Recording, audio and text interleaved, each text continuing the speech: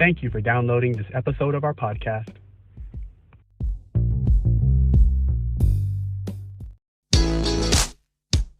Hi, and welcome to the podcast for Solomon Staircase Masonic Lodge number 357, where we talk about all things related with Freemasonry, including Hermetic teachings, philosophy, reason, spirituality, and much more.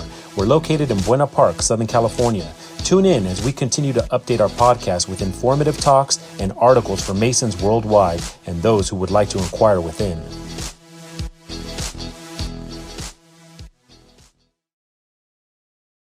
The following article is from the Southern California Research Lodge. I'm actually not sure which issue it's from, but it also states that this article has also appeared in number 393 of a past Fraternal Review and is reprinted in the one I'm reading. It appeared in a main Lodge of Research newsletter, which they gave credit to it from the Masonic Relief Association of the United States. And so with all that, let's share arts, parts, and points. Frequently, the student of Masonry will encounter words and phrases in the course of degrees which have little or no explanation. Definitions have faded during the years until today a once detailed lecture has become simply a few words. Masonic tradition has it that in 926 King Athelstan called all of the operative Masons in England to meet with him in York. Many days of discussion took place in an effort to right the wrongs and inequities which then existed towards the Masons who were engaged in many activities for the king. It is said he began to build many abbeys, monasteries, and other religious houses, as also diverse fortresses for the defense of his realm. From this meeting came 15 points and 15 articles. Over the course of years, 3 articles and 3 points have disappeared, leaving only 12 each. These points have now become known as the 12 original points. The usage and meanings have changed over the years. The following appeared in the English lectures prior to 1813. Quote, "There are in Freemasonry 12 original points which form the basis of the system and comprehend the whole ceremony of initiation. Without the existence of these points, no man ever was or can be legally and essentially received into the order. Every person who is made a Mason must go through these 12 forms and ceremonies, not only in the first degree, but in every subsequent one." Each of the points became symbolized by one of the 12 tribes of the Hebrews. The points and tribes are grouped as follows. Opening of the lodge, Reuben. Preparation of the candidate, Simon. Report of the senior deacon, Levi. Entrance of the candidate, Judah. The prayer, Zebulun. The circumambulation, Issachar. Advancing to the altar, Dan. The obligation, Gad. Instruction of the candidate, Asher. Investiture of the lambskin, Naphtali. Ceremony of the northeast corner, Joseph. And closing of the lodge, Benjamin. Today, some jurisdictions use the words arts, parts, and points in their ritual.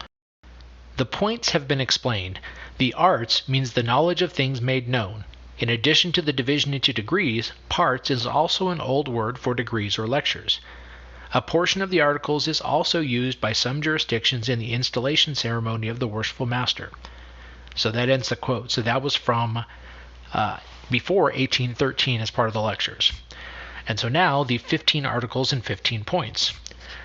The establishment at York in England, 926 AD, of the charter with 15 articles and 15 points by King Athelstan. The granting of the charter has become accepted history in the York Rite. The ancient charter was revived in 1705 when the first Grand Lodge of England was instituted. The 15 articles. 1.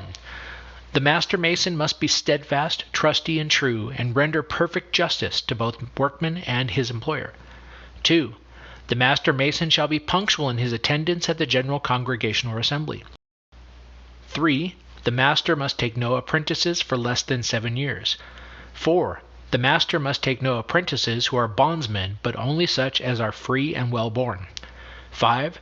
The Master shall not employ a thief or maimed man for an apprentice, but only who are physically fit. 6. The Master must not take craftsman wages for apprentice wages. 7. The Master must not employ an immoral person. 8. The Master must maintain a standard of efficiency by not permitting incompetent workmen to be employed. 9. The Master must not undertake to do work which he cannot complete. 10.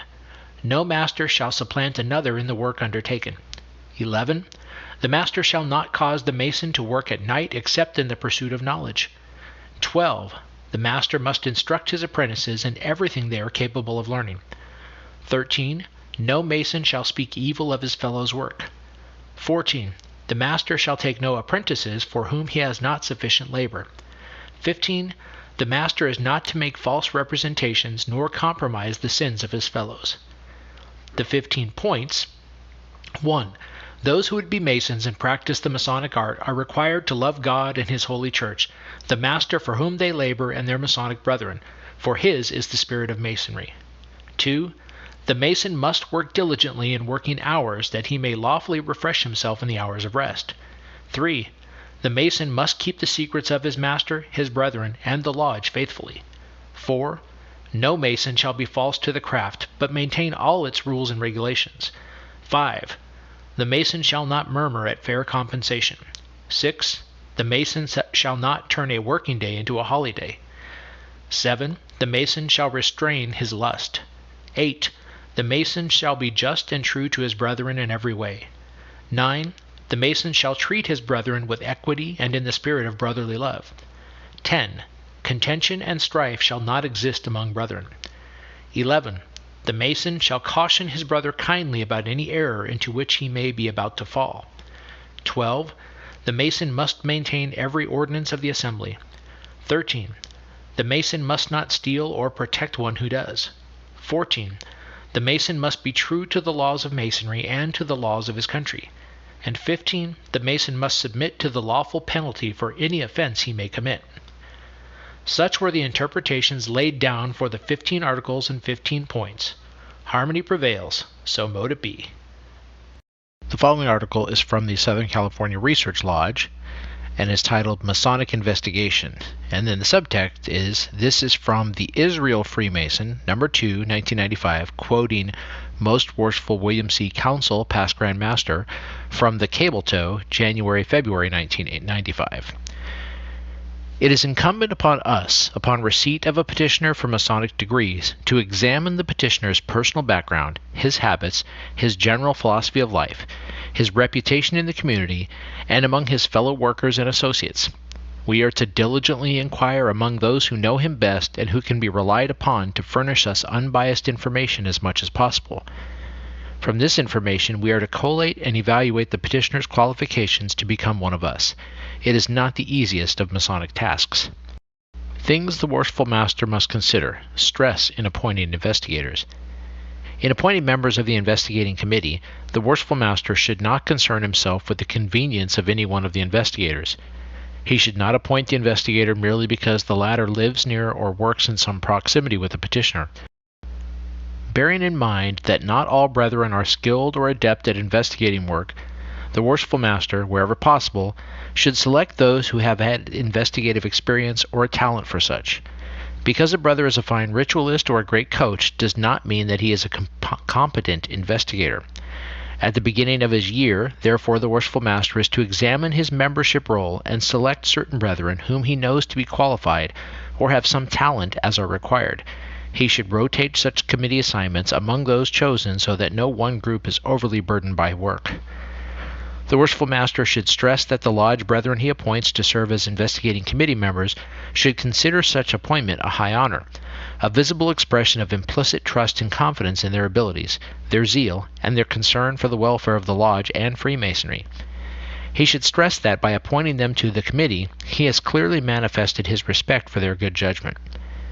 Conferring with the appointed investigators, the Worshipful Master should remind them that no phase of Masonic work is more important than the thorough, impartial, and unbiased investigation of those who seek admission into our ranks.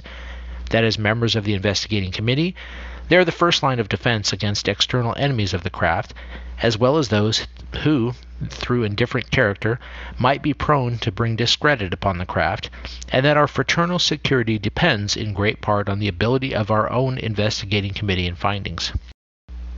The Worshipful Master should strongly advise each member of the investigating committee that after a thorough and painstaking investigation, and after he has exhausted all known sources of information, if he is still possessed of doubts of the petitioner's qualifications, the investigator should always, without variation or hesitation, resolve his doubts in favor of Freemasonry and the lodge, and not in favor of the petitioner. No man has the right to become a Freemason. It is a privilege controlled at the ballot box. Do's and don'ts for each investigator. Upon acceptance of his appointment, each member of this vitally important committee should ever bear in mind that he may be investigating a petitioner who might one day become worshipful master of his lodge, or one who may sometime wear the purple of the fraternity and rule and govern the grand jurisdiction. He may be investigating a man who will never become renowned in the fraternity or ever even attend lodge meetings very often, but who would accept the tenets and precepts of Freemasonry and live his future life in full accordance with the spirit of the fraternity. A man who does not first have Freemasonry in his heart is not likely ever to acquire it in the lodge room.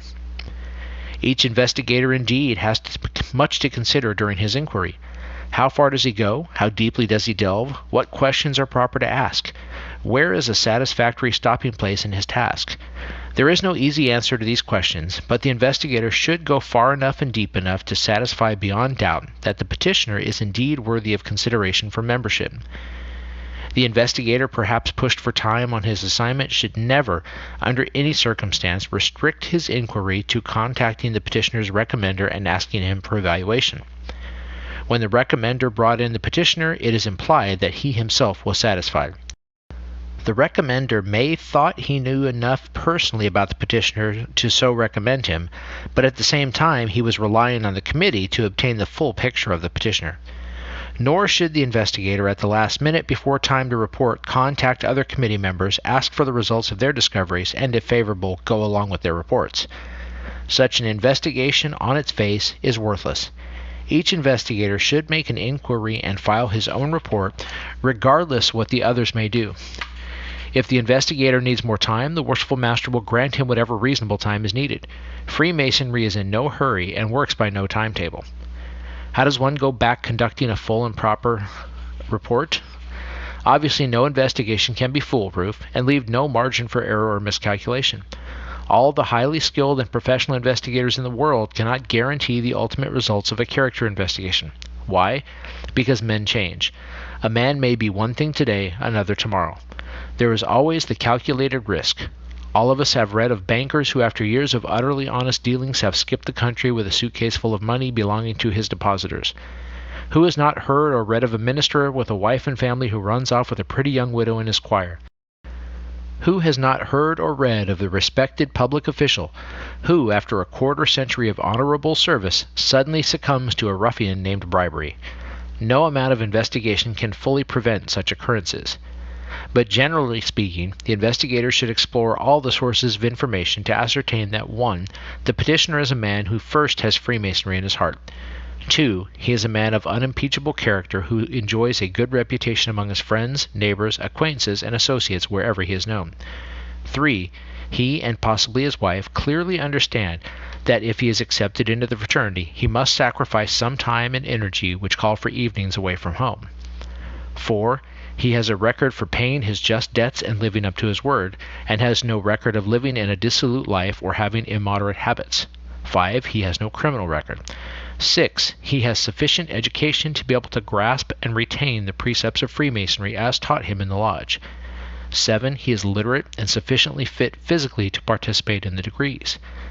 8. He has filed his petition for the mysteries of Freemasonry of his own free will and accord, and not from any improper solicitation of friends. 9. He is unbiased with any mercenary motives. 10. He does not view the craft lodge as being nothing more than a stepping stone for what he thinks is something more desirable or where he can have more fun, but where admission is dependent upon his being a member of the lodge and in good standing. The investigator must explore all these areas in detail. He should conduct each inquiry with the utmost tact, discretion, and diplomacy. Derogatory information developed from the investigation does not become a subject for later gossip and rumors and talk to the detriment of the petitioner, whether he is accepted or rejected. A negative investigation is utterly worthless. It is not acceptable for the investigator to file a favorable report because he talked to a number of persons who said, "I never heard anything against him." An investigator might talk to scores of people who could say that much. What the investigator is looking for are positive statements attesting to the petitioner's good name, or his bad name as the case may be. Advantages of Masonic investigation. Masonic investigation is obviously beneficial to preserve the reputation of the craft, to ensure harmony, to promote our advancement and our progress in our service to God and man, to maintain our reputation before the world, and to confound our enemies by accepting none but good men and making better men of them, men whom we are proud to address as brothers, men who can be counted on to practice fidelity even unto death, if need be, to keep the faith of our Masonic ancestors and to pass it on in unsullied to our Masonic descendants. Make Freemasonry hard to get into. Don't sell it cheaply. Worthy men and worthy men only are the ones we want. We cannot afford less. Appeal to Masonic investigators. Not only is your lodge dependent on you as a successful investigator, so are your neighboring lodges, your Grand Lodge, and Freemasonry the world over. This is a universal brotherhood. What affects one affects all. When you admit a man to the degrees and to the status of Master Mason, you are opening thousands upon thousands of doors to him over the Masonic world. You are giving him the right to wear the square and compasses and to have a claim upon the kindness of millions of Freemasons. Let us never forget one of the great maxims of Freemasonry. Careful inquiry into the physical, intellectual, and moral fitness of every candidate for the mysteries of Freemasonry is indispensable. All the components of the craft look to you, the investigator. You are under the gravest obligation to discharge your duty to the very best of your ability. When you have accomplished this duty with efficiency, zeal, impartiality, you will have rendered your brethren, wherever dispersed, an invaluable service. You will have complied with the dictates of your own conscience and the Masonic law which specifies your duty in this field. Your compensation will be the satisfaction of a job well done and the knowledge that you have been the eyes and ears of the craft during this period. Whether spoken or not, you will have earned the gratitude of your brethren. You, the investigator, have a solemn responsibility. Look well to it. And then there's a postscript. You, brethren, who recommend petitioners to receive Masonic degrees also have the solemn obligation of attending the degrees of your recommendees and of serving as guides to them in the search for the lost word. Look well to it, too. The following article is from the May-June 2004 Scottish Rite Journal of Freemasonry. Perhaps the challenges that Freemasonry presents to us are not so much obstacles in our path as they are invitations to flex and stretch our Masonic muscles. The Spiritual Challenge of Freemasonry. J. M. Kinney, 32nd degree. Freemasonry prides itself on offering an opportunity for its members to grow in self-awareness and service to others. We take good men and make them better is a familiar Masonic slogan, and the same principle is embodied in the symbolism of the new candidate as a rough ashlar that will, with proper effort, become smooth and square. This potential for more light is compatible with all major religions and points to what might be called a generic spiritual perspective. The assumption that a belief and trust in deity and in an afterlife combined with self-restraint and compassion for and service to others leads one over time to a closer alignment with God's will. I call this a spiritual, not a religious perspective, because it is an underlying principle regarding the individual's relationship to the divine that is not the exclusive claim of any one religion, but rather a common ground shared by all. Alas, as we know all too well, traveling this rough and rugged road is hardly a cakewalk, and we face many challenges on this spiritual journey. Circumscribing our desires and keeping our passions within due bounds are enough to keep most of us busy for the rest of our lives. These tasks of moderation, or the middle way, point to one of the common components of every spiritual tradition, the struggle to overcome the ego's appetite for self-gratification and aggrandizement. The familiar vow, "Not mine, but thine, O Lord," is echoed in every religion in some fashion, and the believer is encouraged to continually pare his ego back to a manageable size, if not transcend it altogether.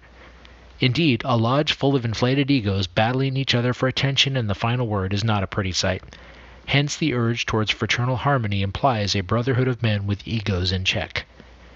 Thus it seems more than a little ironic that institutional Freemasonry has come to rely on a steady diet of awards, certificates, plaques, and other honors as rewards for a brother's good works and service. This is, of course, in the best tradition of positive reinforcement, and I'm not advocating that we drop the practice, especially given my own gratitude for those honors that I've received upon occasion. Nevertheless, one has to wonder whether each new honor doesn't represent yet another opportunity for the ego to tiptoe past its due bounds and run away with the show. This inherent conflict between Masonry as a spiritual journey and Masonry as a civic institution is hardly of recent vintage. It has been there from the very start. Masonic history provides accounts of early English Grand Lodges parading in public, a rather conspicuous display of good men taking pride in their goodness. Such practices proved sufficiently annoying to some that a whole genre of mock Masons, such as the scald miserable Masons in the 18th century England and the clampers in 19th century California, sprang up to parody what they saw as Masonic pomposity. Most seasoned practitioners of the spiritual path indicate that a regular practice of meditation or quiet reflection is helpful in keeping grounded and detached from one's distracting desires. Here, too, Freemasonry presents a challenge to its members, as it is quite easy to have every minute of one's spare time taken up with Masonic meetings, practices, degrees, appendant body meetings, dinners, trips, and work parties. As I recently mentioned to a friend and brother, perhaps the real Masonic slogan should be, "We take busy men and make them busier." Finally, there is the challenge of what might be called the Masonic persona. This is the public face that we present to other brethren. While this varies from individual to individual, there does seem to be some curious phenomenon of some Masons who come across as all persona. Hands are shook, bluff greetings given, small talk made, but at the end of the day, one has no inkling of the real person behind the social mask. This is, of course, a common coping device in the business world and in the social sphere in general. After all, one can't be an instant close friend of everyone, nor would one want to be. Still, to reside entirely in one's persona is to miss the benefit of both giving and receiving brotherly love. Personas aren't brothers. Only the individuals inside the shells can aspire to real brotherhood. Of course, it has also been said that the spiritual journey is primarily a series of challenges to be overcome, that muscles that are never flexed rapidly lose their mass. In light of this, perhaps the challenges that Freemasonry presents to us are not so much obstacles in our path as they are invitations to flex and stretch our Masonic muscles. Athletes speak of no pain, no gain. Maybe a Masonic spiritual counterpart might be no might, no light.